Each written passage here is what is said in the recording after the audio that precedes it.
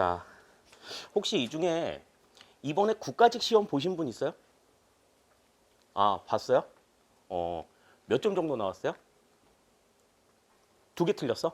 어, 그 혹시 내가 저기 밴드에 올린 해설 보셨나요? 안 보셨어요? 어, 이번 문제 작년 지방직 문제하고 굉장히 난이도가 비슷했어요. 굉장히 쉬웠습니다. 보통 그 얘기할 때 7급 수준의 문제들 나온다고 이야기했었는데 이번에는 그런 문제도 한 문제도 없었어. 한 문제도 없었고 그리고 조금 생각 조금 많이 하게 하는 그런 문제들도 있었는데 논란이 될 수 있는 그런 문제들을 포함한다고 하더라도 한 90점 정도는 나왔어야 내용 이해가 좀 어느 정도 했다라고 하면 90점 정도는 충분히 나올 수 있는 그러한 수준의 문제가 나왔습니다. 그래서 이 문제 보고서 지방직이 이제 쉬워지겠구나 이렇게 방심하는 사람들이 있을 수 있는데 작년에 학습 사례를 보면 작년에 학습된 내용들을 보면은 작년엔 지방직을 먼저 봤는데 지방직이 정말 쉬웠고 국가직이 상대적으로 좀 어려웠었거든요. 그러니까 이번에 지방직이 쉬워질 거다 이렇게 낙관하기는 힘들다. 또 작년에 지방직 시험 문제가 상당히 쉬웠었기 때문에 이번에 지방직 문제는 단연코 작년보다는 어려울 거다. 이런 걸 놓고 봤을 때는 지방직 시험 문제가 작년보다 조금 힘들지 않을까라는 생각이 좀 듭니다. 자, 그래서 이제 뭐 영역별 출제 분석 내용을 보시면은 조직 이론에서 가장 많이 나온 거 이게 이제 작년하고 똑같은 개념이라고 볼 수가 있고요. 그리고 우리 이제 군무원 시험 그 영역별 분석할 때도 말씀드리지만 그 행정 이론과 정책 이론을 세트로 하나로 묶고 그다음에 조직 인사 재무 행정론을 세트로 하나 묶는다고 이야기를 했잖아요. 그러한 추세로 분석이 될 수 있는 게 이제 국가직 시험에서도 이제 나타나고 있는 게 아니냐. 예전에는 이제 행정 이론에서 가장 많이 나오고 그다음에 정책 이론에서 나오고 조직 인사 재무 세 개 묶어 가지고 이제 나오는 추세였는데 지금은 이제 그러한 룰들이 좀 깨져 있는 그러한 상태고요. 지방 행정론이 두 문제 나오는 거는 이제 뭐 거의 국룰이야, 이제. 그러니까 이제 지방 행정론은 반드시 두 문제가 나온다. 그리고 한 가지 좀 특징적으로 봐야 될 것이 행정 활료론에서 문제가 국가직 시험에서 3년 만에 출제가 됐어요. 그게 이제 하나 좀 큰 특징이라고 볼 수가 있겠습니다. 다음에 이제 난이도 분석을 보시면 뭐 보시겠죠? 뭐 난이도 높다고 생각이 될 만한 게 한 두 문제 정도 있고요. 이건 반드시 맞춰야 돼라고 볼 수 있는 난이도 하 수준의 문제도 8문제 정도 지금 출제가 됐기 때문에 문제가 그렇게 어려운 내용들은 아니었구나 이렇게 생각하시면 되겠습니다. 근데 이제 문제의 난이도는 상당히 쉬웠지만 지금 아름아름 그냥 이렇게 건너 듣는 이야기들로 봤을 때 수험생들은 시험을 그렇게 잘 본 것 같지는 않아. 문제가 쉬웠음에도 불구하고 뭐 정답률이 형편없더만요. 그 뭐 이제 좀 큰 학원들에서는 이제 가다반들 학생들 거 다 받아가지고 이렇게 정답률을 분석을 했는데 정답률 수준이 되게 그냥 50%에서 70% 이렇게 나오는 걸 보면 야, 이 수험생들이 공부 좀 안 한 거 아니야? 이런 생각이 좀 들 수도 있게끔 점수가 너무 좀 낮게 나왔더라고요. 자, 그러면 어딜 봐서 이 인간은 문제가 이렇게 좀 쉽다고 이야기를 하는지 지금부터 이제 1번 문제부터 같이 살펴보도록 할게요. 자, 1번 문제 보겠습니다. 자, 정부 개입의 근거가 되는 시장 실패의 원인으로 옳지 않은 것은 그랬습니다. 뭐 이런 거는 이제 뭐 아주 가벼운 문제지 그냥 몸 풀어라 이런 정도로 이제 내주는 문제였던 것 같아요. 그러면 이제 시장 실패의 원인에 해당이 되는 걸 쭉 골라서 제껴내고 남는 걸 이제 고르라는 이야기인 건데 외부 효과의 발생은 시장 실패 요인에 들어가죠. 다음 시장의 독점 상태도 시장 실패의 원인입니다. 뭐 자연 독점이든 뭐 아니든 이것도 시장 실패에 대한 내용이고 X 비효율성이 발생하는 거는 이거는 정부 실패의 원인이라고 말씀을 드렸죠. 물론 이 X 비효율성이라고 하는 것은 독점 상태이기 때문에 나타나는 문제라고 했지만 공공재나 공공 서비스를 공급하는 주체가 정부 단일한 하나의 주체이기 때문에 이 X 비효율성은 정부 실패의 요인에 더 가깝다. 그렇게 말씀을 드렸고요. 다음에 이제 네 번째, 시장이 담당하기 어려운 공공재의 존재. 이거는 시장 실패의 가장 대표적인 이유 중에 하나라고 볼 수가 있겠어요. 그렇기 때문에 여기서는 시장 실패 원인으로 옳지 않은 걸 골라라 그러면 1, 2, 4번을 빼고 3번이 정답이 되는 것 알 수가 있겠습니다. 이런 데서부터 만약에 실점을 했다. 그러면 이제 밤에 잠 못 자는 거지. 이런 건 이제 가볍게 좀 제껴줄 수 있는 그러한 필요가 있다 하는 겁니다. 자, 그래서 1번에는 3번이 정답이 된다. 이렇게 볼 수가 있겠고요. 자, 다음 2번 보겠습니다. 조직 목표의 기능에 대한 설명으로 옳지 않은 것은 그랬어. 조직 목표라는 게 어떠한 기능을 가지고 있느냐, 어떤 역할들을 하느냐. 그러니까 우리 조직은 이러이러이러한 것을 목표로 한다라고 해놓는 것이 어떠한 기능을 하느냐. 1번, 조직 구성원들이 목표로 인해 일체감을 느끼기 때문에 조직 구성원들의 동기를 유발해준다. 그럴 수 있지. 목표로 이제 혼연일체가 될 수 있도록 하니까. 다음 2번, 조직의 구조와 과정을 설계하는 준거를 제공하고 성과를 평가하는 기준이 된다. 그러니까 조직의 구조와 과정을 설계할 수 있고 성과를 평가한다. 그러니까 우리가 어떤 대안을 만들 때에도, 정책 대안을 만들 때에도 가장 먼저 하는 것이 정책의 목표를 설정하는 것이었고, 평가를 할 때도 제일 먼저 하는 건 뭐라 그랬어요? 목표를 확인하는 일이라고 말씀을 드렸었죠. 그러니까 2번도 여기서는 맞는 이야기. 다음 3번, 미래의 바람직한 상태를 밝혀 조직 활동의 방향을 제시한다. 우리 조직이 해야 될 일이 무엇인가? 이런 것에 대해서 이제 길잡이 역할을 해줄 수 있는 게 바로 조직 목표라는 겁니다. 1, 2, 3번 전부 다 맞는 이야기예요. 자, 그런데 1, 2, 3번과 너무 동떨어져 있는 얘기가 이제 4번에 나왔어. 조직이 존재하는 정당성의 근거가 왜 될 수 없겠니? 정당성의 근거가 될 수 있지. 조직이 존재하는 이유야, 이 조직의 목표라는 게. 그렇기 때문에 왜 우리 조직이 있어야 하는가? 여기에 대한 정당성의 근거가 될 수 있다. 이렇게 볼 수 있는 겁니다. 따라서 2번의 정답은 4번이 된다. 이렇게 우리가 볼 수 있겠어요. 자, 다음 3번 보겠습니다. 요거 의외로 틀렸다는 사람들이 꽤 있었어. 꽤 있었는데 내용을 찬찬히 읽어보면 이거는 답이 그냥 빼꼼 이러고 나와. 자, 봅시다. 결정과 기획 같은 핵심 기능만 수행하는 조직을 중심에 놓고 다수의 독립적인 조직들을 협력관계로 묶어서 일을 수행하는 조직 형태는 그랬어. 그러니까 핵심 기능을 담당하는 조직을 중간에 놓고 여기는 핵심 기능만 담당하게 하고 나머지 부차적인 기능을 하고 있는 조직들을, 외부에 있는 조직들을 묶어가지고 협력 체계로 이루어 나가는 조직의 형태를 우리는 뭐라고 이야기한다 그랬습니까? 요거는 당연히 네트워크 조직이지. 3번이 그래서 여기서는 정답이 돼요.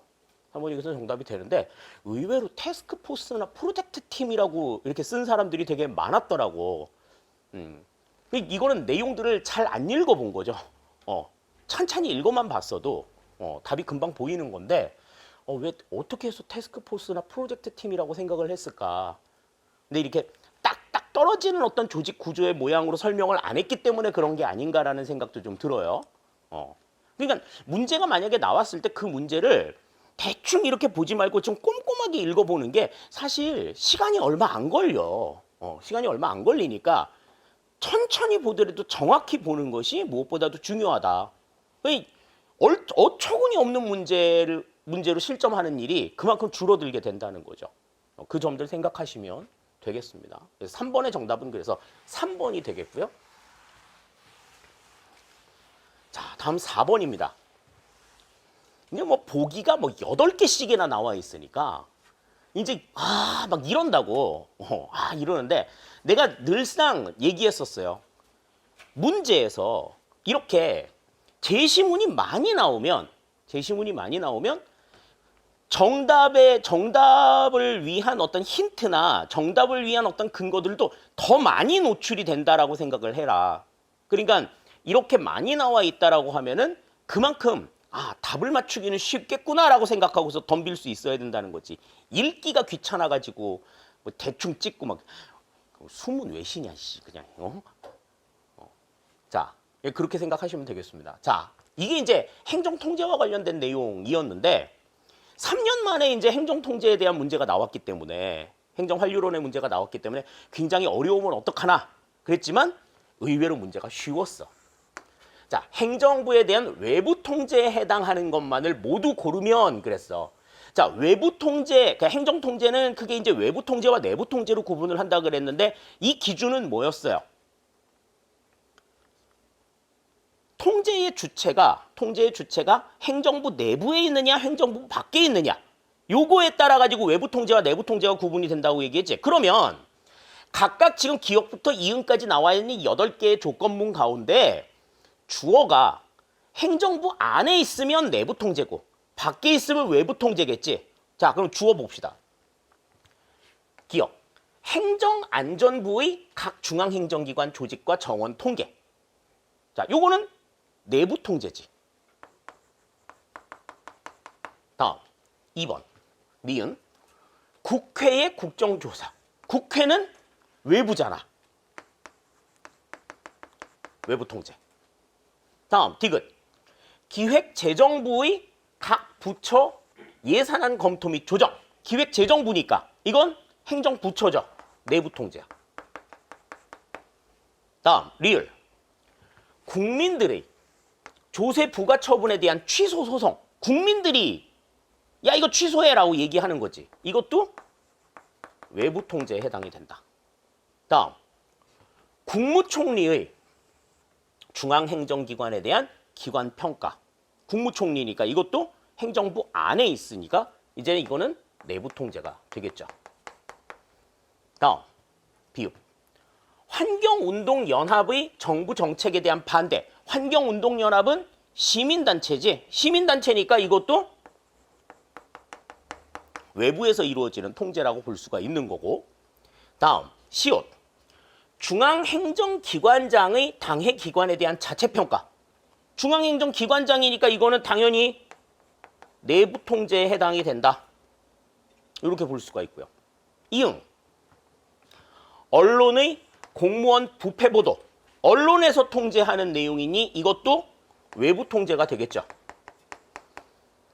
자, 그러면 외부 통제에 해당하는 것만 골라보자. 그러면 니은하고 리을, 비읍, 이응 이렇게 4가지가 되겠지. 나머지 기역, 디귿, 미음, 시옷은 내부 통제에 대한 설명이다. 따라서 1번은 내부 통제를 묶어 놓은 거고 그 다음에 4번 리은, 리을, 비읍, 이응은 외부 통제를 묶어 놓은 거다. 물어본 건 외부 통제니까 정답은 몇 번? 4번이 정답이 되는 거라고 볼 수가 있는 거죠. 안 어렵지. 그지? 근데 이제 뭐 쉬운 문제라고 하더라도 시험장에 막상 딱 가면 안 보여. 그게 문제인 거지.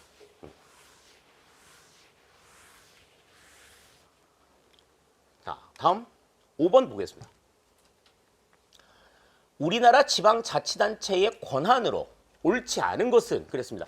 지방자치단체의 권한, 자치권. 뭐뭐가 있었죠? 뭐뭐가 있었어? 자치입법권, 자치행정권,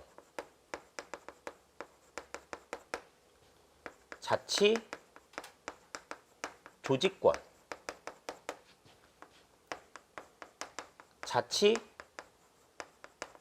자치재정권. 또 하나 더 이제 최근에 부각되는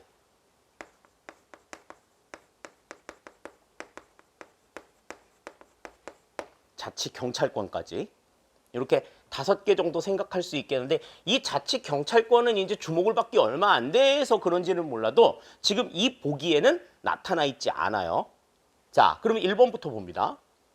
자치단체는 법률의 위임이 있어야 주민의 권리를 제한하는 조례를 제정할 수 있다. 요거는 이해 잘해야 돼. 조례를 제정하는 데 있어서 법률의 위임을 받는 게 아니라 주민의 권리를 제한하는 조례를 만들려고 하면은 뭐가 필요하다는 거야? 법률의 위임이 필요하다라는 거지. 그러니까 이거는 자치 입법권에 대한 이야기죠.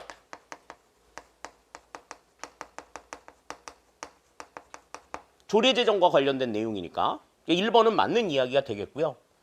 다음 2번.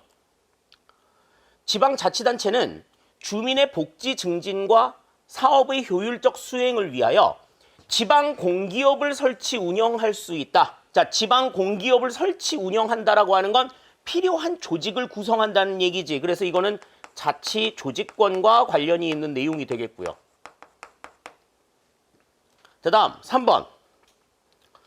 뭐 행정법에서도 나왔고 행정학에서도 나온 내용인데 이거는 지방자치단체는 조례를 위반한 행위에 대하여 조례로서 1,500만 원 이하의 과태료를 결정할 수 있다. 그랬는데 지방자치단체가 지역 주민에게 행정벌을 줄 수 있는 최고의 상한선은 1,500만 원이 아니라 1,000만 원입니다. 그래서 3번이 틀린 내용이 돼요. 자, 다음 4번. 지방자치단체 조합도 따로 법률로 정하는 바에 따라 지방채를 발행할 수 있다. 이 지방채를 발행하는 부분은 뭐에 대한 얘기야? 자치 재정권에 관한 내용이 되겠죠. 요거는 뭐에 대한 얘기였어?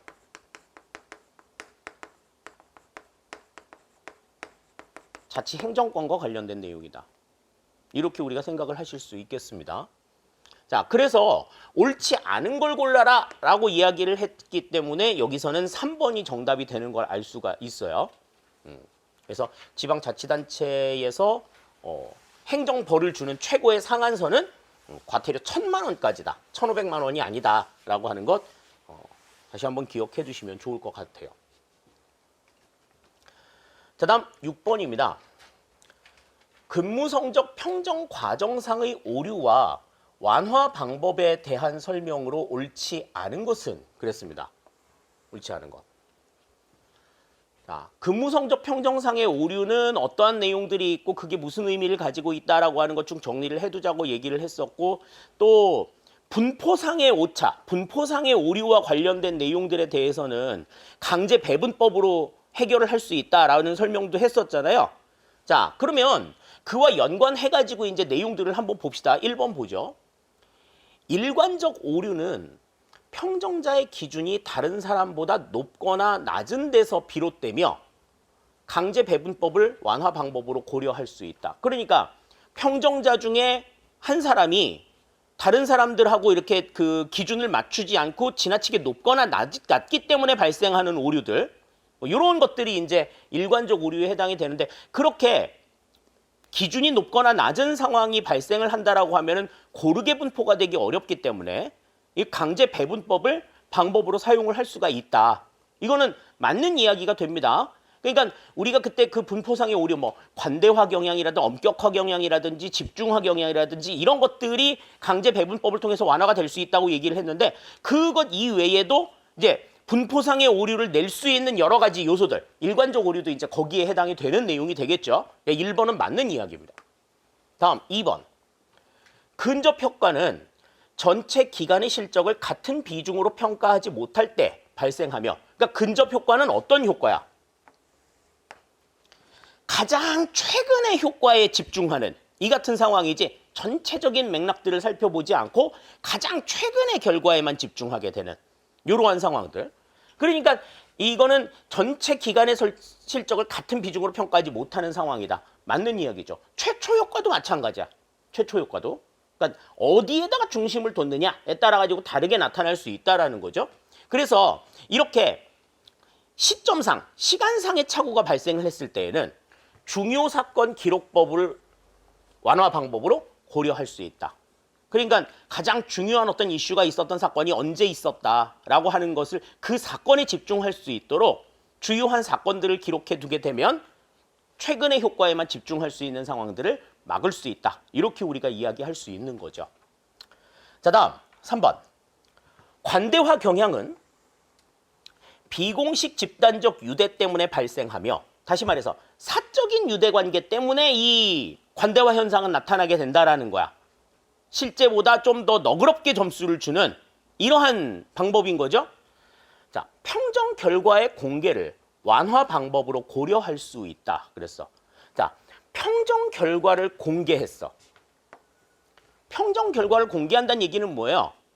점수를 대자보 붙여가지고 공개해 놓는 거야. 그러면 내가 저 사람한테 얼마 몇 점을 줬는지가 백일화에 드러나지. 그지? 자, 그러면 아, 그래. 너그럽게 점수를 주면 안 되겠다. 이렇게 생각할까? 아니야. 더 너그럽게, 내가 너무 짜게 주지 않았나? 나는 그래도 신경 써서 준다고 줬는데? 이런 생각하지 않겠어? 그러니까 평정 결과의 공개는 완화 방법이 안 되는 거죠. 오히려 이 평정 결과를 공개하는 것은 관대화 경향을 심화시키는 방법이다. 더 잘 줘야지. 더 너그럽게 줘야 되겠네. 이런 생각을 갖게 만드는 거죠. 그러니까 3번은 여기서는 맞지 않은 얘기라고 볼 수가 있겠고. 다음 4번. 연쇄 효과는 도표식 평정척도법에서 자주 발생하며, 연쇄 효과가 뭐였지? 한 사람의 어떤 특정한 부문에 대한 평가 결과가 다른 평가 결과에 영향을 미치는 그런 형태라고 얘기를 했죠. 한 번 잘 찍히면 계속해서 잘 찍히는 거고, 한 번 나쁘게 찍히면은 아무리 잘해도 좋은 점수를 받기 어려운 이러한 상황이 이제 연쇄 효과입니다. 그래서 피평가자별이 아닌 평정 요소별, 그러니까 사람별로 평가를 하는 게 아니라 평정 요소별로 평정을 하는 것을 완화의 방법으로 생각을 할 수 있다. 그러면 사람에게 집중을 하는 것들을 좀 줄여나갈 수가 있는 거죠. 따라서 4번의 내용은 맞는 이야기가 되겠습니다. 따라서 옳지 않은 걸 골라라 그러면 여기서는 3번이 정답이 된다. 이렇게 우리가 생각을 할 수가 있겠어요. 그러니까 지금 이 근무성적 평정 과정상의 오류만 물어본 게 아니라 그 문제를 해결할 수 있는 완화 방법까지 물어봤다라는 점에서 상당히 조금 의미 있는 문제이기는 한데, 지금 우리가 이해했던 전반적인 내용의 범위를 벗어나지는 않았다.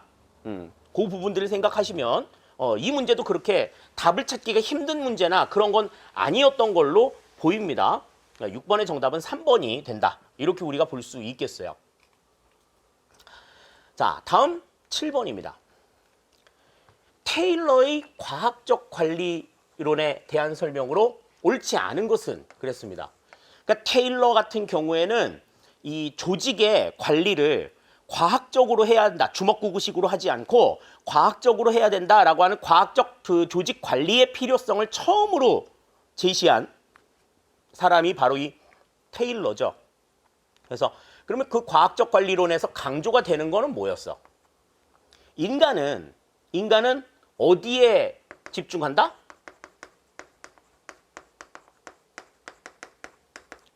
경제적 유인에 민감하다.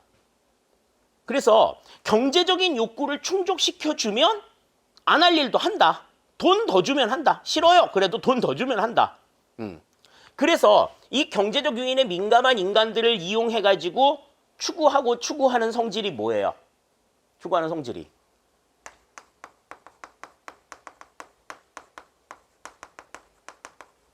기계적 능률성을 강조한단 말이지.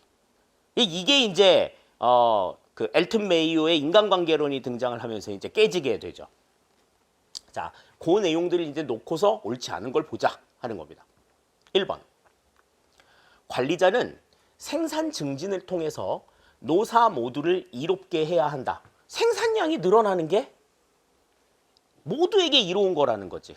그러니까 이 관리자의 궁극적인 목적은 뭐야? 생산량을 늘리는 거야. 생산량을 늘리기 위해서 어떻게 해야 될 것이냐. 환경을 어떻게 좋게 해주고 이 사람들한테 어떠한 유인들을 얼마만큼 강력하게 줘야 할 것이냐. 다 생산 증진을 위해서 만드는 내용들이라고 볼 수 있습니다. 자, 다음 2번. 조직 내 인간은 사회적 욕구에 의해 동기가 유발된다고 전제한다. 그랬는데, 자, 사회적 욕구에 의해서 동기가 유발이 된다고 봤어.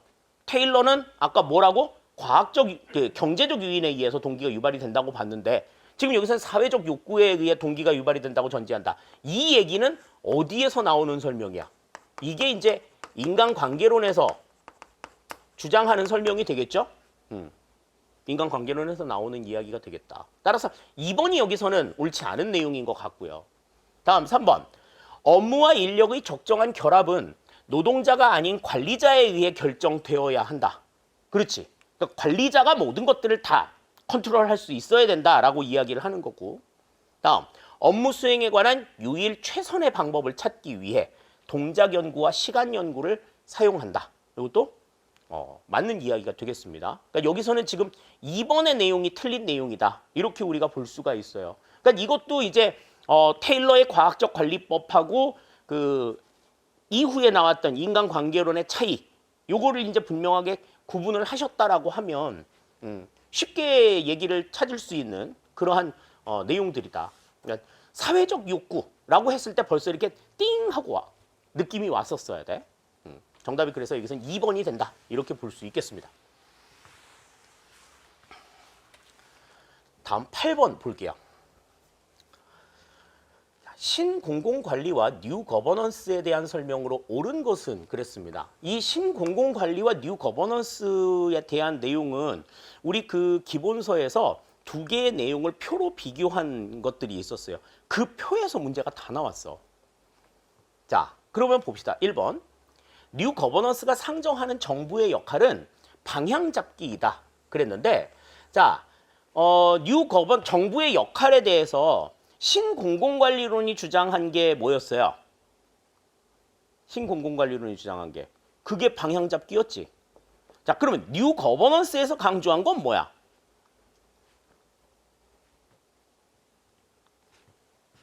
이 방향 잡기가 더 강조가 되지.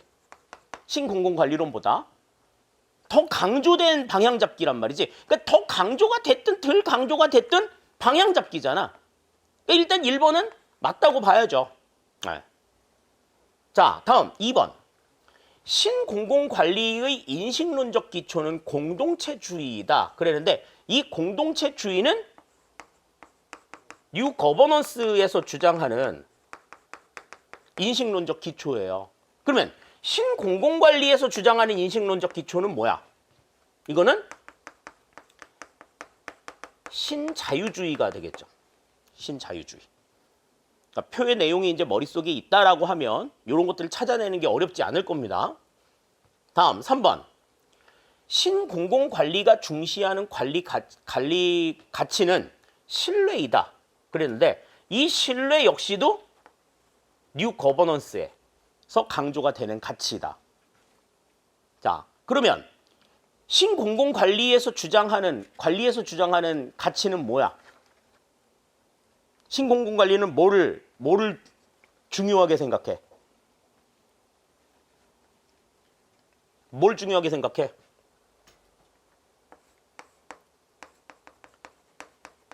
결과. 궁극적인 결과를 강조하잖아요. 아웃풋도 아니고 아웃컴이야.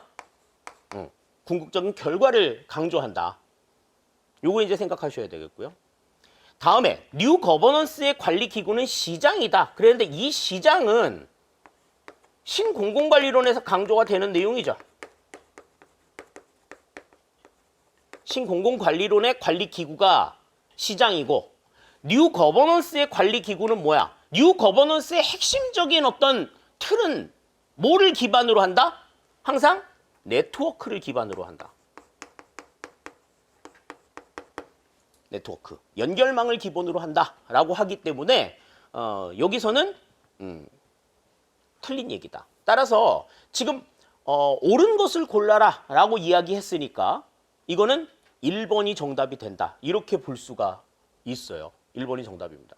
그러니까 아무 생각 없이 그냥 달달달달 외운 사람들의 경우에는 뉴 거버넌스가 상징하는 정부의 역할은 방향 잡기이다. 이거는 NPM인데? 그거? 그러고 보는 거지. 그리고 2, 3, 4번 찾아봤는데 이제 답이 없어. 그럼 이제 멘붕에 빠지는 거야. 요로라고 이제 문제가 나온 거죠. 8번의 정답은 1번이 정답이 된다. 이렇게 우리가 볼 수 있겠습니다. 자, 다음 9번입니다. 로위의 정책 유형과 그에 대한 설명으로 옳은 것만을 모두 고르면 그랬습니다. 자, 로위의 정책 유형은요. 네 가지로 나와 있었지. 네 가지. 뭐가 있었어? 분배 정책, 재분배 정책, 규제 정책, 그리고 구성 정책. 이렇게 이제 네 가지로 구분이 되지 않았어요? 그럼 이와 관련된 내용들에 대해서 이제 물어보는 거죠. 자, 기억부터 봅니다. 규제 정책은 특정 개인이나 집단에 대한 선택의 자유를 제한하는 유형의 정책으로 강제력이 특징이다. 그러니까 뭐 약자를 보호하기 위해서 상대적으로 우위에 있는 강자들의 행동을 제한하는, 행동이나 권리를 제한하는 이 같은 정책이 이제 규제 정책에 해당이 되는 거죠. 근데 기억은 일단은 맞는 이야기가 될 거야. 다음, 니은. 분배 정책의 사례에는 FTA 협정에 따른 농민 피해 지원, 중소기업을 위한 정책 자금 지원, 사회보장 및 의료보장 정책 등이 있다. 그랬는데, 자, 분배 정책이라고 하는 거는 구성원 모두에게 자원을 고르게 배분하는 형태를 이야기하는 거지. 그렇기 때문에 어때? 대상이 특정화되어 있지 않아. 그냥 그 영역 안에 있는 사람들 모두에게 해당이 되는 정책이 분배 정책인 거죠. 그러면 재분배 정책이나 규제 정책 같은 경우에는 어떻다 그랬어?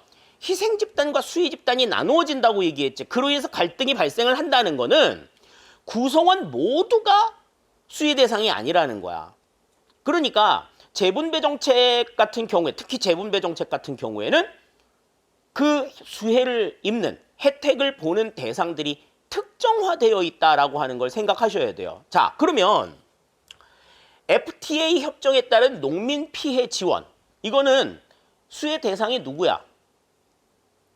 농민이잖아, 농민. 어민 안 돼. 도시인들 대상 안 돼. 농민들만 지원을 받는 거지. 다음, 중소기업을 위한 정책 자금 지원. LG, 삼성 지원 못 받아. 중소기업 아니니까. 다음, 사회보장 및 의료보장 정책이라고 하는 거는 이제 사회적인 약자들이나 어떤 경제적인 취약계층들에게만 지급이 되는, 주어지는 정책들이죠. 자, 그러면 이거는 분배 정책의 사례가 아니라 뭐라고 볼 수 있어? 재분배 정책의 사례라고 볼 수 있지 않아? 그지? 그러니까 니은은 틀린 얘기가 되는 거죠. 자, 다음 디귿. 재분배 정책은 고소득층으로부터 저소득층으로 소득 이전을 목적으로 하기 때문에 계급 대립적 성격을 지닌다. 그렇죠. 계급 대립적 성격을 지니는 정책은 뭐가 있다고 얘기했었어? 재분배 정책과 규제 정책이 있다고 말씀을 드렸었죠. 디귿은 그래서 맞는 이야기다. 다음, 리을. 재분배 정책의 사례로는, 재분배 정책의 사례 또 나온다 이제. 저소득층을 위한 근로장려금 제도. 이건 저소득층을 대상으로 하는 거지. 맞아. 다음, 영세민을 위한 임대주택 건설. 영세민이 해당이 되죠? 그죠? 다음, 대덕 연구개발 특구 지원. 그러니까 대덕 연구개발 단지를 이제 그 R&D, 연구개발의 특별 구역으로 지정을 해서 그 대덕 연구단지에 있는 각종 연구단체들을 지원하는 제도가 이 제도란 말이지. 그럼 이거는 대덕 연구단지 안에 있는 모든 연구단체들, 연구기관들이 다 해당이 되는 거지. 그러니까 이거는 재분배 정책의 사례라고 보기보다 분배 정책의 사례라고 보는 것이 맞는 거지. 그러니까 지금 앞에 두 개는 맞지만 뒤에 하나가 틀렸기 때문에 요거는 아니다. 리을은 틀린 거다. 이렇게 볼 수 있는 거예요. 다음, 미음. 구성정책은 정부기관의 신설과 선거구 조정 등과 같이 정부기구의 구성 및 조정과 관련된 정책이다. 구성정책의 사례는 아주 정말 그 뻔하지. 정부기관의 신설, 선거구 획정, 뭐 이게 그냥 대표적인 예다라고 누차 설명을 드렸잖아요. 그러니까 이건 맞는 이야기가 된다. 이렇게 볼 수 있겠습니다. 따라서 옳은 것만 골라라 그랬으면은 기억, 디귿, 미음 요 세 가지가 맞는 내용이 되는 거예요. 그래서 보기에서 보시면 기역, 디귿, 미음을 가지고 있는 2번이 여기서는 정답이 된다. 이렇게 우리가 생각을 할 수 있는 겁니다. 그러니 문제가 얼마나 쉽게 나왔는지 보이죠? 내가 그 전주에 시험 보기 바로 직전에 마지막 파이널 정리하면서 내가 이제 그 시험 보는 친구들한테 시험 잘 보라고, 그리고 야 내가 진짜 시험을 지나치게 잘 봐가지고 내가 지방직에 미련이 없다 그런 생각이 들거든. 다음 주부터 나를 안 봐도 좋아 내가 그랬거든. 2명이 안 나왔어. 2명이 안 나왔어. 엄청나게 잘 봤나. 그 이제 동형 모의고사 이렇게 돌려가지고 시험을 봤는데 뭐 95점 나오고 뭐 80점 이상 막 이렇게 다 나왔었거든 점수가. 그래서 좀 기대해 볼 만하겠다 그랬더니 또 뭐 갖은 겸양들을 다 떨더라고. 지금 봐가지고 떨어질까 봐 겁나요. 그래서 그 입이 방정이다 그러고 내가 주둥이를 한 대 통 치고 내가 그러고 보냈는데 안 나왔어. 그러니까 침착하게만 문제를 보면은 이게 에러가 날 가능성이 없는 거지. 자, 근데 이제 10번 문제 같은 걸 보면은 이제 조금 혼동이 됐을 수 있어요. 자, 우리나라 예산 제도에 대한 설명으로 옳지 않은 것은 그랬습니다. 자, 우리나라 예산 제도에 대해서는 이제 예산이 그 예산 과정, 전체적인 예산 과정이 이제 어떻게 이루어진다라고 하는 걸 우리가 이제 뭐 표로도 설명을 해드렸고 도표로도 보여드렸고 뭐 계속해서 쭉 말씀을 드렸잖아요. 자, 그러면 1번 봅니다. 국회는 정부의 동의 없이 정부가 제출한 지출 예산 각 항의 금액을 증가시킬 수 없다. 정부의 동의 없이는 증가시킬 수 없다. 맞는 얘기야. 맞는 얘기야. 그러니까 이 예산이 증액이 된다라고 하면 뭐도 있어야 돼. 증액되는 예산을 어떻게 확보할 것인가에 대한 방안도 마련이 되어 있어야 되잖아. 그렇기 때문에 정부의 동의가 반드시 필요하다라는 거죠. 두 번째, 정부가 예산안 편성 시 감사원의 세출 예산 요구액을 감액하고자 할 때에는 깎으려고 할 때는 국무회의에서 감사원장의 의견을 구하여야 한다. 여기서 감사원장은 이 내부 통제의 기관장으로서의 감사원장을 의미하는 게 아니라 예산 요구의 감액 대상 기관의 수장이기 때문에 나오는 거야. 이게 만약에 외교부였으면 외교부 장관이 나와야 돼. 자, 2번도 맞는 얘기입니다. 다음 3번. 정부는 회계연도 개시 전까지 예산안이 의결되지 못한 때에는 전년도 예산에 준해 모든 예산을 편성해 운영할 수 있다. 자, 예산안이 회계연도 개시 전까지 확정이 되지 못했을 때에는 우리가 그 예산 불성립 시의 대책 방안으로 준예산을 운영한다. 근데 준예산 같은 경우에는 전년도 예산에 준해가지고 예산을 집행한다고 이야기했는데, 자, 모든 예산을 편성해 운영할 수 있다고 그랬어? 준예산을 편성할 수 있는 얘기는 3가지가 있다고 얘기했었죠? 첫 번째, 정부기관의 운영, 정부기관의 유지, 운영을 위해서. 다음에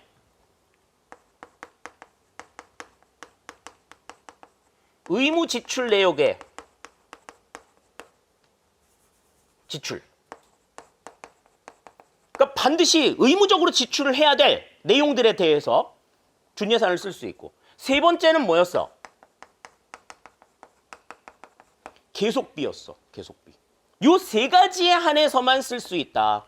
그러니까 준예산을 집행하는 거는 뭐 어떤 그 올해 하기로 계획이 되었던 사업을 수행하자는 얘기가 아니라 그냥 시동 걸어놓고, 자동차 시동 걸어놓고 악셀 안 밟고 있는 거야. 그냥 언제든지 출발할 수 있도록 스탠바이만 해놓고 있는 상태라는 거지. 그래서 요 3가지에 의해서만 쓸 수 있지 모든 예산을 편성해서 운영한다는 얘기는 그래서 맞는 얘기가 아니에요. 3번이 확실하게 틀려. 3번이 확실하게 틀려. 자, 다음 4번. 국회는 감사원이 검사를 완료한 국가결산 보고서를 정기회 개회 전까지 심의 의결을 완료해야 한다. 그랬습니다. 심의 의결을 완료해야 한다. 자, 국회가 이제 결산 검사를 승인하는 것이 정기국회 개회 전까지다라고 말씀을 드렸죠. 그죠? 그지? 그래서 이제 4번은 맞다는 얘기야. 근데 나 여기에 태클을 하나 걸자면, 자, 예산과 결산의 차이점. 예산에 있어서의 의회의 예산과 결산의 차이점은 뭐가 있었어요? 예산은 합법성과 합목적성을 두루 살폈어. 그런데 결산은 뭐만 본다 그랬어? 지출 내역이 합법적이냐, 합법성만 본다고 얘기했지. 그래서 국회에서 예산 합목적성까지 보는 것을 우리는 예산심의라고 얘기하지만, 결산 같은 경우에는 우리가 결산심의라고 안 한단 말이야. 결산심의라는 말 없어. 뭐라고 얘기해요? 결산검사라고 얘기해. 그래, 심의라고 하는 거는 합법성과 합목적성을 다 보는 그런 의미이기 때문에, 여기에다가 이 결산을 이야기하면서 심의란 단어를 쓰는 것이 과연 맞냐 하는 거야. 아니라는 거지. 그래서 만약에 4번을 답으로 썼다라고 하면 이거는 이의제기를 할 필요가 있어. 심의가 그런 의미인데 국회에서는 결산 심의하지 않지 않냐. 근데 이제 출제하시는 분이 이 결산 심의와 검사와 심의를 같은 개념으로 지금 생각하고서 문제를 출제하신 거라고. 근데 내가 분명히 얘기하죠. 의미가 다르기 때문에 이름이 다른 거야. 명칭이 다른 거는 의미가 다르기 때문이라고. 그렇기 때문에 지금 여기에 심의라는 말을 쓴 것은 적절하지가 않다. 3번이 너무 틀렸기 때문에 3번이 답은 맞는데, 3번이 답이라는데 동의는 하는데 4번도 맞다고 보기는 어렵다. 결산에서 심의라는 말이 웬 말이냐 이거지. 요거는 한번 생각을 해보실 필요가 있다 하는 겁니다. 네. 그래서 이 제기를 했을 경우에 요것 때문에 4번을 복수 정답으로 해줄 수도 있을 것 같다는 생각이 살짝 들었어요. 살짝 들었어. 근데 일단 3번이 너무 틀리기는 했어. 3번이 정답입니다. 자, 다음 11번입니다. 이거는 이제 우리 심화 시간에 이야기 한번 한 적이 있었죠. 국가공무원법에 명시된 공무원의 의무에 해당하지 않는 것은 그랬습니다. 일단 이 공무원의 의무가 국가공무원법에 명시되어 있는 의무가 뭐가 있느냐? 한 13가지 정도 있었어요. 선서의 의무부터 시작해가지고 뭐 줄줄줄줄줄 있었는데 거기에 해당하지 않는 걸 고르래. 1번 부패행위 신고 의무. 부패행위를 봤을 때 공무원은 당연히 신고해야 되겠지. 그런데 그 내용이 국가공무원법에 명시되어 있지는 않아. 우리 이제 내용 보시면 그 13가지의 그 의무 가운데에서 부패행위 신고 의무는 국가공무원법에는 포함이 되어 있지 않다. 1번이 틀린 내용이 되겠습니다. 나머지 품위, 의지, 유지 의무, 복종의 의무, 성실의 의무 이거는 전부 다 있는 내용이지.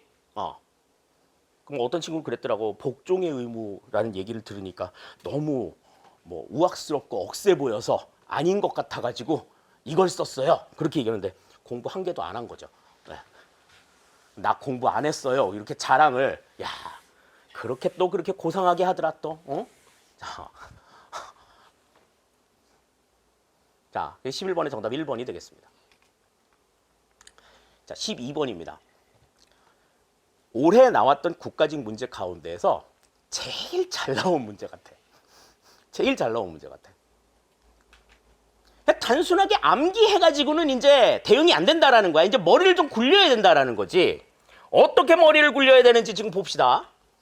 예산 주기에 비추어 볼 때 2021년도에 볼 수 없는 예산 과정은 그랬습니다. 2021년도에 볼 수 없는 예산 과정은 그랬어. 그러면 우리 이제 여기서 예산 주기를 한번 볼까? 예산 주기는요. 예산 주기란다. 예산 과정. 예산 과정은 예산 편성, 심의 의결, 집행, 결산까지 만들어져 가지고 결산하는 처음부터 끝까지의 모든 과정을 우리가 예산 과정이라고 얘기하지. 그래서 예산 편성이 있고 편성한 예산을 심의하고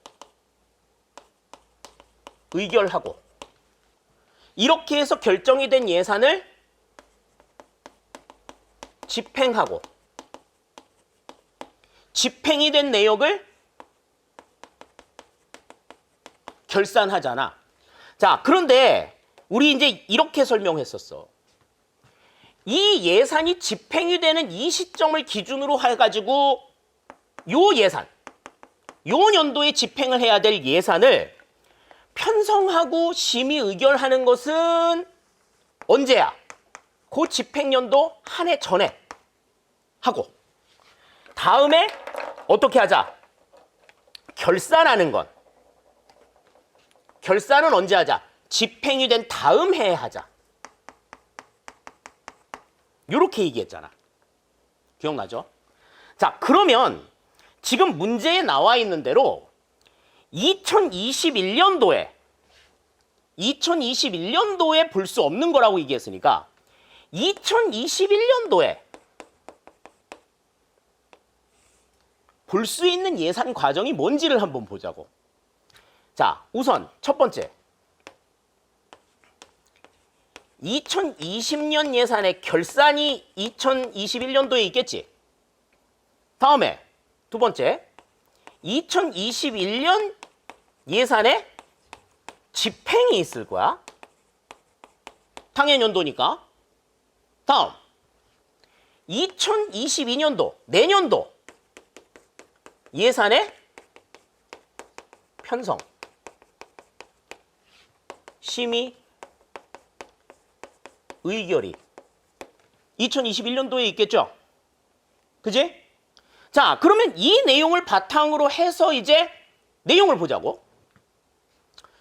1번, 국방부의 2022년도 예산에 대한 예산 요구서 작성. 이 예산 요구서 작성은 어디에 해당이 돼? 예산 편성에 해당이 되지. 예산 편성은 그 다음 해니까 22년도 맞는 얘기지. 1번은 그래서 맞는 얘기야. 다음 두 번째. 기획재정부의 2021년도 예산에 대한 예산 배정. 예산 배정은 언제 이루어져? 집행 단계에서 이루어지지. 그냥 당해년도 집행이니까 21년도 예산 집행. 맞는 얘기입니다, 이것도. 다음 3번. 대통령의 2022년도 예산안에 대한 국회 시정연설. 자, 국회 시정연설은 언제 한다고 그랬어? 예산안이 국회에 제출이 돼가지고 심의가 들어가기 전에 대통령이 이제 정부 대표로서 국회에 가가지고 우리 이렇게 열심히 예산 짰으니 잘 봐주십시오.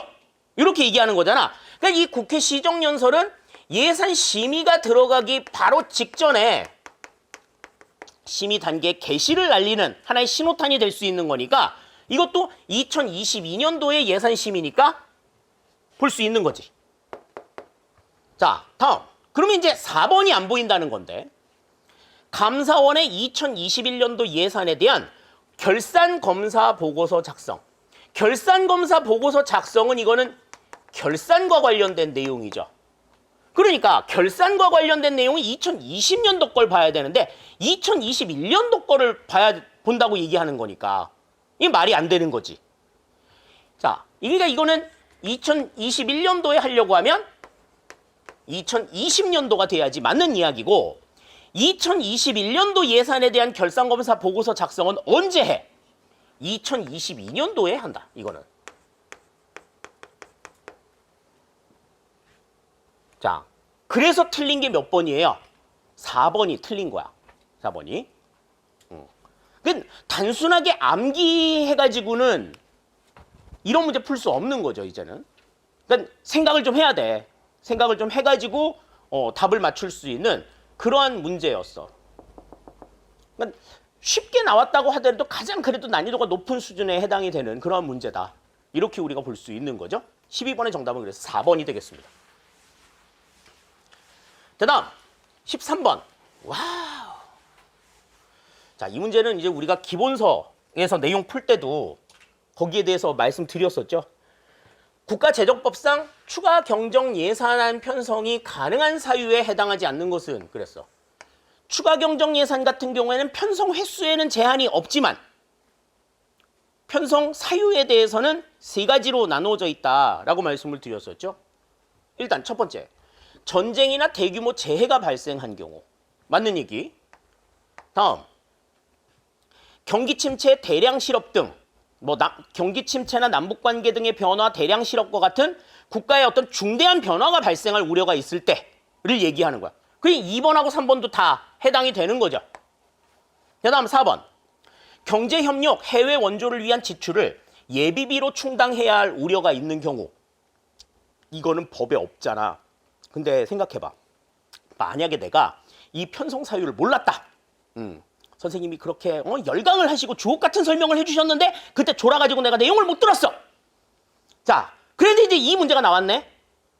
그러면 각각의 내용들을 이제 맨 땅에 헤딩하고 봐야 될 거 아니니. 그거 봐봐. 4번을 봐봐. 경제협력 해외 원조를 위한 지출을 예비비로 충당해야 될 우려가 있을 경우는 예비비로 충당하세요.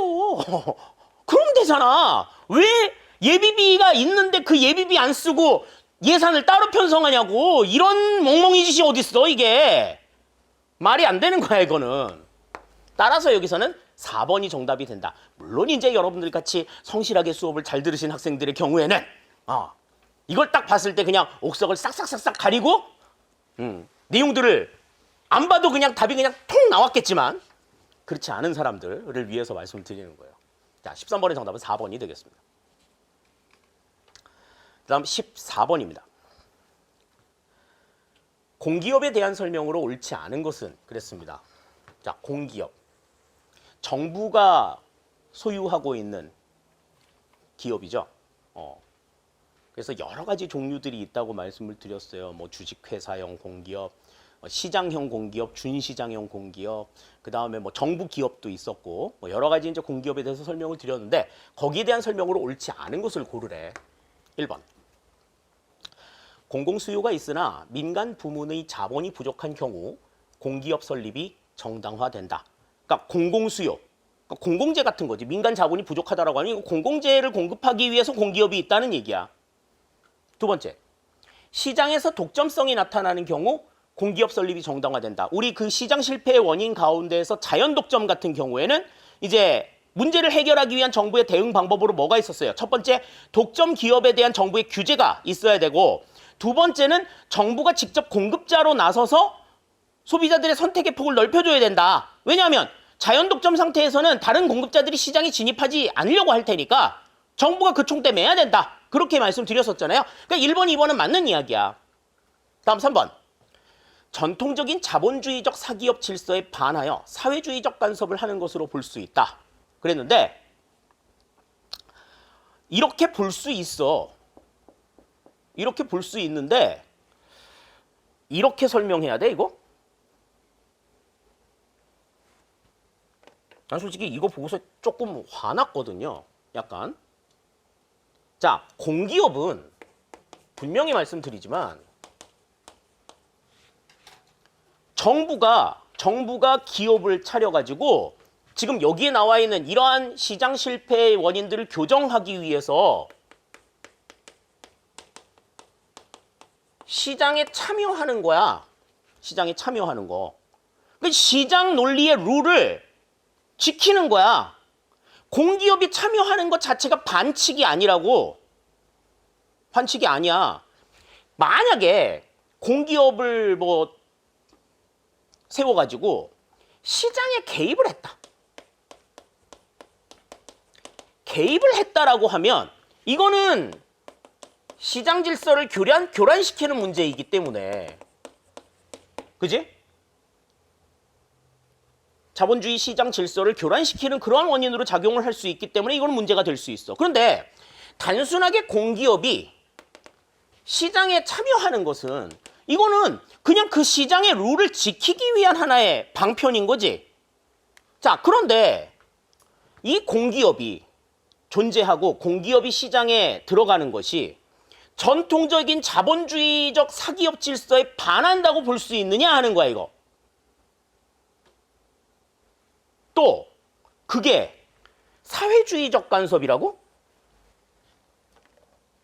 그러면 정말 그 전통적인 자본주의, 그 자본주의의 정말 메카라고 얘기하는 미국은 공기업이 없어? 그럼 미국에서 공기업 있는 거는 미국에도 공기업이 운영이 되니까 미국도 사회주의적인 간섭을 하는 거야? 천만의 말씀이야. 천만의 말씀이야. 국가가 시장에 참여한다라고 하는 것과 개입을 하는 것은 분명하게 구분이 될 수 있어야 돼. 공기업이 참여하고 공기업이 시장에 들어가는 것은 그 시장의 룰을 지키면서 공공재를 공급하기 위한 목적으로 정부가 운영하는 기업을 들이미는 거지, 정부가 시장 질서를 교란시키고 시장에 개입하려고 하는 그런 목적이 아니란 말이지. 시장 내내 질서 있지만 우리 룰대로 따라가! 라고 얘기하는 게 사회주의적 간섭 아니야? 근데 보기를 이딴 식으로 써. 물론 이렇게 생각할 수 있는 여지가 있지. 이렇게 생각할 수 있어. 그러나 이거는 지극히 지나친 표현이다. 이거는 정치적 중립을 강조하는 공무원을 뽑는 시험에서 이런 내용이 나오면 되겠느냐는 거야. 이거는 출제자가 너무 자신의 정치적인 어떤 성향을 노골적으로 드러낸 결과가 아닌가라는 생각이 들어요. 뭐 물론 이제 LH 때문에 막 분이 이만큼 치솟아 올라서 그 울분을 터트리려고 뭐 그랬을 수 있어. 근데 이렇게 터트리면 되겠냐 이거? 응? 이것도 내가 봤을 때는 이의 신청을 해볼 수 있는 거리야 이게. 근데 일부 교재를 보면 공기업이 이 사회주의적인 어떤 요청, 정부의 사회적인 그 국민들의 사회주의적 요청, 이거는 정부가 좀 교정해 주세요 라고 하는 그러한 요청이 이제, 그래서 정부가 이렇게 어레인지하는 이 자체를 사회주의적인 어떤 요청이다, 사회주의적인 요청에 부응하는 거다라고 이야기하는 책들이 있어. 그렇기 때문에 이거 자체를 틀렸다고 이야기할 수는 없지만 그렇다고 맞았다고 이야기를 하기도 좀 그래. 이거는 조금 표현이 좀 지나쳤다고 보는 것이 맞을 것 같아요. 자, 다음 4번 봅니다. 그러니까 1, 2, 3번을 다 맞다고 봤을 때에 이제 4번이 틀린 거잖아. 4번의 내용을 보시면 주식회사용 공기업은 특별법 혹은 상법에 의해 설립되지만 일반 행정기관에 적용되는 조직 인사 원칙이 적용된다. 그랬는데 공기업 가운데에서 일반 행정기관에 적용되는 조직 인사 원칙이 적용이 되는 기업은 정부 기업뿐이야. 정부 부처형 공기업이라고 얘기하죠. 정부 기업뿐이야. 그래서 여기서는 4번이 틀린 얘기다. 이것도 아까 10번 문제하고 마찬가지로 4번이 너무 확실하게 틀린 내용이기 때문에 4번이 답이라고 보는 것 일단 인정. 그런데 3번은 야, 좀 너무하지 않냐? 이런 생각이 조금 드는 거지. 내가 확인한 바에 의하면 10번 문제 같은 경우에는, 아니 10번 문제 아니라 이 문제 같은 경우에 3번을 답이라고 쓴 사람이 있어. 내가 지금 생각하는 이유로 인해서. 그러니까 이거는 이의 신청을 조금 해볼 필요가 있지 않나. 근데 지금 이제 내가 지금 이의 신청을 얘기해도 되겠다라고 하는 이 두 문제 같은 경우에 받아들여질 가능성 반반이야. 반반. 반드시 이건 확실하게 틀렸다 이렇게 얘기하기는 어려워. 왜냐하면 정답이 너무 분명하게 딱 나와 있기 때문에. 근데 복수 정답으로 인정할 수 있는 여지가 있다. 농후하다. 난 그렇게 생각을 해요. 그래서 3번도 한번 3번이 이게 정말 이러냐 이거. 이건 좀 너무 과한 표현이 아니냐. 내가 어필하려고 그랬더니 나는 원서를 안 내서 안 된대. 자, 14번에 4번이 정답이 되겠습니다. 자, 다음 15번입니다. 동기 요인 이론에 대한 설명으로 옳지 않은 것은 그래서 틀린 얘기를 이제 고르라는 거죠. 우리도 이제 이 동기유발, 동기부여 이론에 대한 내용들에 대해서는 굉장히 많은 이야기들을 해왔었기 때문에 지금 이 부분에 대해서는 좀 충분하게 이야기할 수 있을 것 같습니다. 자, 1번부터 봅니다. 아담스의 공정성 이론에 따르면 공정하다고 인식할 때 동기가 유발된다 그랬는데 우리 이제 그 아담스의 이론은 형평성 이론 또는 공정성 이론이라고 얘기하지. 그럼 형평성 이론이라고 보고 형평성 이론에서는 언제 동기 유발이 이루어진다 그랬어? 불형평이 발생했을 때. 형평이 유지가 되고 있는 상황에서는 동기 유발이 안 돼. 근데 불형평이 발생하는 그 상황에서 이제 동기 유발이 이루어진다. 그러니까 공정하다고 인식되는 게 아니라 불공정하다고 인식이 될 때 동기가 유발이 된다. 이렇게 봐야지 맞는 이야기가 되는 거죠. 다음 2번. 맥클리랜드의 성취동기 이론에 따르면 개인들의 욕구가 학습을 통해 개발될 수 있다. 맥클리랜드 성취동기 이론의 가장 대표적인 특징이지. 학습에 의해서 욕구가 개발이 될 수 있다. 이건 뭘 의미하는 거라 그랬어? 학습을 통해서 나올 수 있다는 얘기는 이 동기 유발 요소들은 욕구는 후천적으로 나오는 거라는 거야. 선천적인 본능에 의한 게 아니는 거라는 거야. 다음 3번. 브룸의 기대 이론에서 기대감은 특정 결과는 특정한 노력으로 인해 나타날 수 있다는 가능성에 대한 개인의 신념으로 통상 주관적 확률로 표현이 된다. 노력에 따른 성과. 이게 뭐라고 해? 이게 기대감이라고 얘기했죠. 그렇기 때문에 이거는 주관적인 개념이다. 확률이다. 맞는 이야기가 되는 겁니다. 다음 4번. 엘더퍼의 ERG 이론에 따르면 상위 욕구 충족이 좌절되면 하위 욕구를 충족시키고자 할 수 있다. 이 얘기는 무슨 얘기야? 욕구의 퇴행을 이야기하는 거지. 욕구의 퇴행. 그래서 매슬로우의 욕구 계층 이론이 얘기하지 않았던 욕구의 퇴행을 여기서는 지금 이야기하고 있는 거다. 4번도 맞는 이야기가 되는 거죠. 따라서 15번의 정답은 1번이 정답이 되는 것 우리가 확인을 할 수 있겠습니다. 자, 다음 16번이야. 자, 정책평가와 관련하여 실험 결과의 외적 타당성을 저해하는 요인으로 옳지 않은 것은 그랬어. 우리 그 외적 타당성 저해 요인과 내적 타당성 저해 요인은 시험 문제 분명히 출제된다. 이거는 굉장히 많이 출제가 됐었고 단골 메뉴다. 분명히 기억해두자라고 이야기했었는데 지금 여기서도 지금 딱 나왔죠.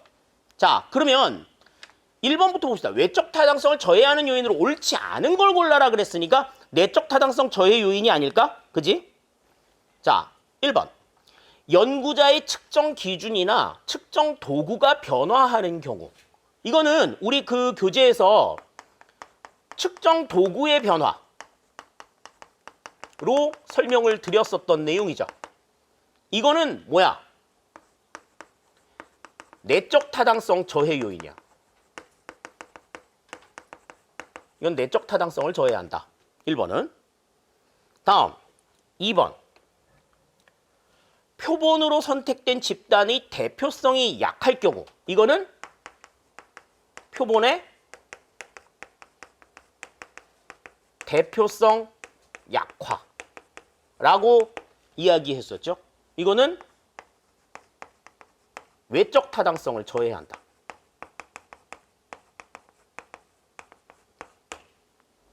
다음 3번. 실험 집단 구성원이 자신이 실험 대상임을 인지하고 평소와 다른 특별한 반응을 보일 경우. 이거는 뭐라고 얘기했었어? 이거는 우리가 호손 효과라고 이야기했었죠. 호손 효과 역시 대표적인 외적 타당성 저해 요인에 해당이 된다. 다음 4번.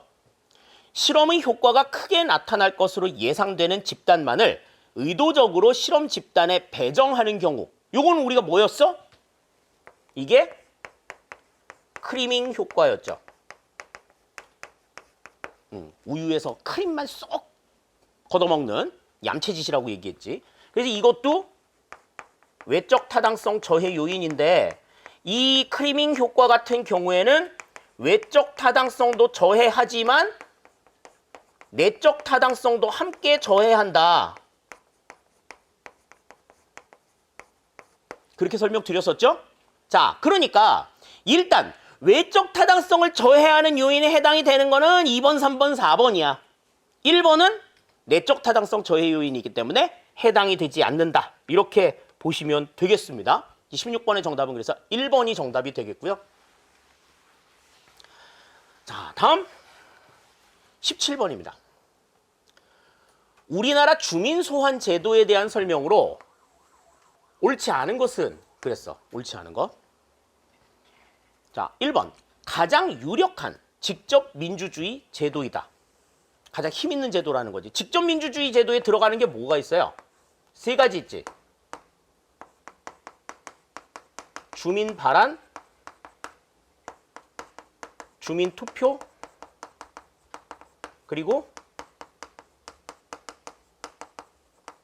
주민 소환. 현재 우리나라에서 지금 채택되고 있는 내용은 뭐야? 주민 소환, 주민 투표가 있고 주민 발안 같은 경우에는 간접적으로 나와 있는 내용이지. 뭐 바뀐 지방자치법에서 이 내용이 좀 강화됐다고 이야기를 합니다만은 아직까지는 국법에 적용을 받는 내용이기 때문에 이거는 직접 발안은 허용이 안 되고 간접적으로 조례 제정 개폐 청구를 할 수 있다. 이 간접 발안에 해당이 되기 때문에 이거는 아니라고 보기는 좀 어려워. 그냥 세모 정도로 봐야 되는 거죠. 자, 다음 2번. 비례대표 지방의회 의원은 주민소환 대상이 아니다. 이거는 뭐 기출문제라든지 뭐 여러 문제를 통해서 강조드렸던 부분이야. 2번 맞는 얘기고. 심리적 통제 효과가 크다. 심리적 통제 효과는 뭐야? 아, 내가 지금 이렇게 행동하면은 쟤네들이 나 부를 텐데 이렇게 생각해가지고 스스로 몸살이는 이런 효과가 가능하다라는 거죠. 3번도 맞는 얘기예요. 그 다음 4번. 군수를 소환하려고 할 경우에는 해당 군의 주민 소환 투표 청구권자 총수의 100분의 10 이상의 서명을 받아 청구해야 한다. 그랬는데 이 주민 소환을 이제 실시하려고 하면 일단 시 도지사의 경우에는 이 주민 소환 투표 청구권자 전체의 100분의 10 이상 이 투표를 해야 되고 서명을 받아야 되고 다음에 시장, 군수, 구청장을 보려고 하면 그 내용에 해당 지역의 100분의 15 이상 해당 지역의 주민소환 투표 청구권자 총수의 100분의 15 이상 시도지사보다 시장, 구청장이 얘는 기초자치단체장이고 이건 광역자치단체장인데 비율이 왜 기초자치단체장이 더 높아? 왜 이게 더 높아?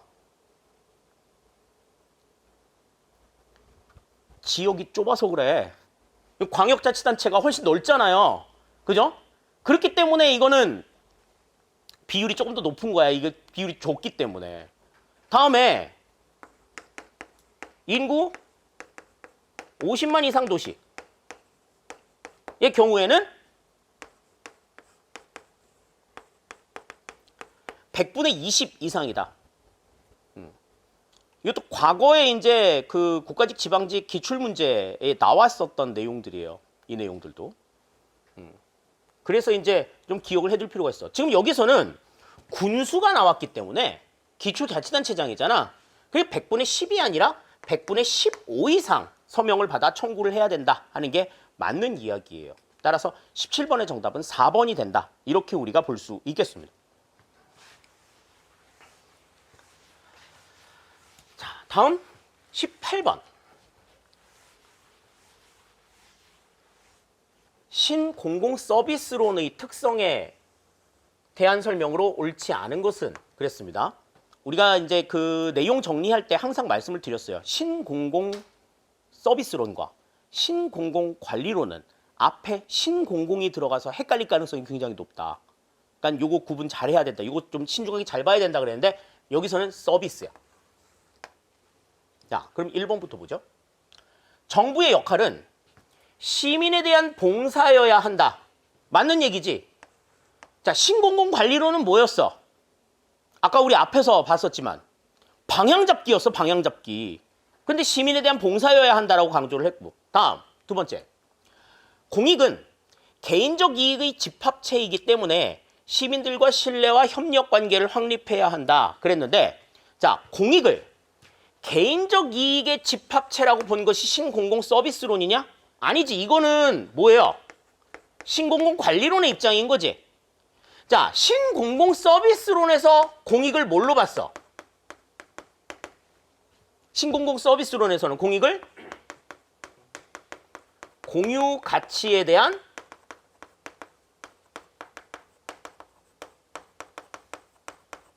소통 결과로 봤잖아. 그래, 이 소통을 위해서 어떻게 해야 된다는 거야? 시민들 간의 신뢰와 협력이 필요하다. 이게 이제 신공공 서비스론의 내용이 되겠죠. 그러니까 지금 이 문제에서는 2번 내용에서는 앞의 내용은 틀리지만 뒤의 내용은 맞는 이야기가 되는 거야. 다음 3번. 책임성이란 단순하지 않기 때문에 관료들은 헌법, 법률, 정치적 규범, 공동체의 가치 등 다양한 측면에 관심을 기울여야 한다. 그렇죠.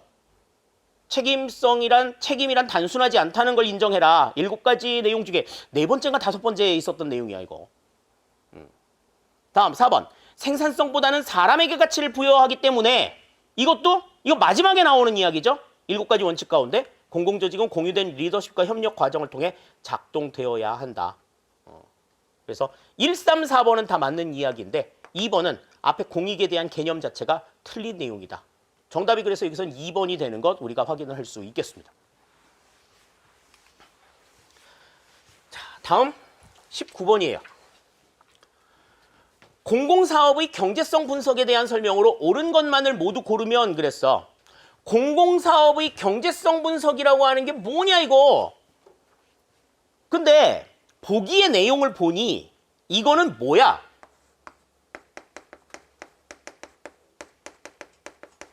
우리가 배웠던 비용 편익 분석에 대한 설명인 거예요. 자, 그러면 거기에 대한 설명, 비용 편익 분석에 대한 설명으로 옳은 것만 고르래. 옳은 것만. 자, 기억부터 봅니다. 할인율이 높을 때는 편익이 장기간에 실현되는 장기 투자 사업보다 단기간에 실현되는 단기 투자 사업이 유리하다. 그러니까 할인율이 높다는 얘기는 다시 말해서 무슨 얘기예요? 해가 지날수록 값어치가 뚝뚝 떨어진다는 얘기지. 그지? 해마다 이 가격의 화폐 가치의 변동이 그만큼 크다는 얘기야. 자, 그러면 어떻게 했어? 장기적인 사업보다는 단타 치는 사업이 훨씬 더 유리하다라고 볼 수 있는 거죠. 기억은 맞는 얘기입니다. 다음, 니은. 직접적이고 유형적인 비용과 편익은 반영하고 간접적이고 무형적인 비용과 편익은 포함하지 않는다. 이거는 우리 기출문제 풀면서도 설명을 드렸었어. 이 비용 편익 분석은 모든 내용을 화폐 가치로 환산하기 때문에 비용과 편익의 내용을 화폐 가치로 환산하기 때문에 어떤 특징이 있다고 얘기했었어? 타 사업과 비교가 가능하고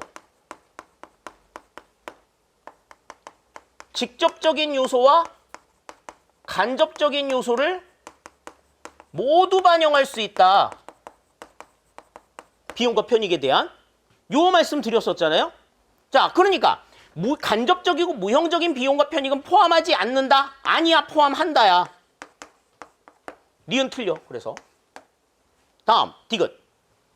순현재 가치는 비용의 현재 가치에서 비용의 총 현재 가치에서 편익의 총 현재 가치를 뺀 것이며 0보다 클 경우 사업의 타당성을 인정할 수 있다.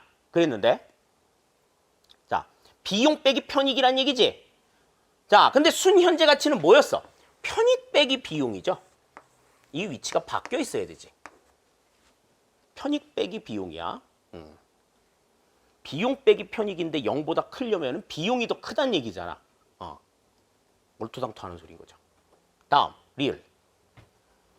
내부 수익률은 할인율을 알지 못해도 사업 평가가 가능하도록 하는 분석 기법이다. 내부 수익률은 언제 쓰는 거라 그랬어? 적용이 된 할인율을 알지 못할 때, 순현재 가치가 0일 때, BC 비율이 1일 때 적용이 된 할인율을 찾아보는, 그게 내부 수익률이라고 얘기를 했죠. 그러니까 디귿은 틀리고 리을은 맞는 이야기다. 이렇게 볼 수가 있어요. 따라서 19번의 정답은 기억, 리을만 가지고 있는 2번이 정답이 된다. 이렇게 우리가 볼 수 있겠습니다. 그러니까 이것도 비용 편익 분석에 대한 기본적인 정의만 분명하게 알고 있었다라고 하면 답을 찾아내는데 그렇게 어려운 내용들은 아니었다. 뭐 혼란스럽게 만들거나 헷갈리게 만들거나 이런 부분들은 없었다라고 하는 것 생각하셔야 됩니다. 자, 다음 20번이에요. 자, 이 좀 낯선 얘기가 나왔죠. 공공봉사 동기 이론이라는 게 나왔는데 페리가 주장한 내용이야. Public Service Motivation, 약칭으로 우리가 이제 PSM이라고 이야기를 하는데요. 여기에 대한 설명으로 옳지 않은 것 그랬어. 공공봉사 동기 이론이라고 하는 건 뭐냐면 공공봉사를 하는 공무원들 같은 경우에는 우리 이제 뭐 동기부여 이론들 여러 가지 내용 이론, 과정 이론 나왔었잖아. 그런데 공공 업무에 종사하는 사람들은 이제 이 공공 업무가 일반 사기업의 업무하고 다르기 때문에 동기부여가 되는 방식도 일반 사기업에 종사하는 사람들과 다르다라고 하는 전제 아래에서 등장한 내용이에요. 네.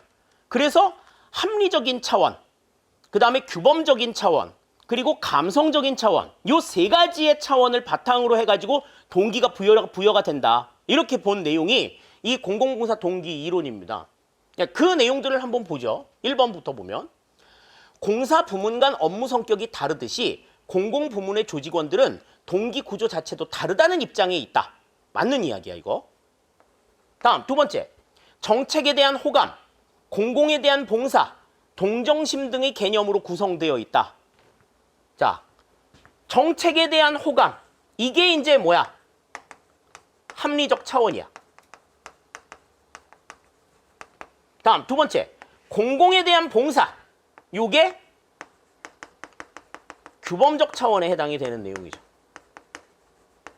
다음 동정심, 어머 불쌍해, 어쩜 좋아, 막 이런. 자, 이거는 뭐야? 감성적 차원을 이야기하는 거. 자, 이렇게 이제 세 가지로 구성이 되어 있다 생각하실 수 있습니다. 그래서 공공봉사 동기가 높은 사람을 공직에 충원해야 한다는 주장의 근거가 될 수 있다. 맞는 얘기죠. 자, 그러니까 지금 4번의 내용이 이제 틀린 내용인데 4번의 내용은 일단 2번의 내용과 배치가 되는 내용이기 때문에 딱 봐도 아닌 게 보여. 일단 금전적 차원, 이게 이제 아주 뭐 제대로 눈에 걸리지. 그래서 제도적 차원, 금전적 차원, 감성적 차원을 제시했다 그랬는데 아까 말씀드린 대로 합리적 차원, 규범적 차원, 감성적 차원 세 가지의 차원을 제시했다. 그러니까 요 얘기는 해당이 되는 게 아닌 거지. 따라서 정답이 4번이 된다. 이렇게 우리가 볼 수 있겠습니다. 자, 이렇게 해서 이제 우리가 지난주에 있었던 국가직 9급 문제 풀이를 전부 다 마무리를 지어 볼게요. 문제가 그렇게 막 여러분들을 괴롭히거나 어렵게 생각하게 만드는 문제는 없었는데 중요한 건 기본적인 내용 정리에 충실해라. 1차적으로 기본적인 내용 정리에 충실해야 문제를 풀 수가 있고요. 두 번째는 암기 위주로 내용을 정리해서는 안 된다. 그러니까 암기 위주의 정리는 그냥 공부하는 그때 그냥 자기 만족뿐이야. 시험에 적용이 되는 문제들은 이제 계속해서 생각할 수 있게끔 응용할 수 있는 문제들이 나오기 때문에 암기 중심으로 공부를 하는 것은 이제 더 이상 바람직하지 않다라고 하는 것 다시 한번 강조를 드리겠습니다. 자, 이렇게 해서 이제 기출문제 풀이는 모두 마무리를 지을게요.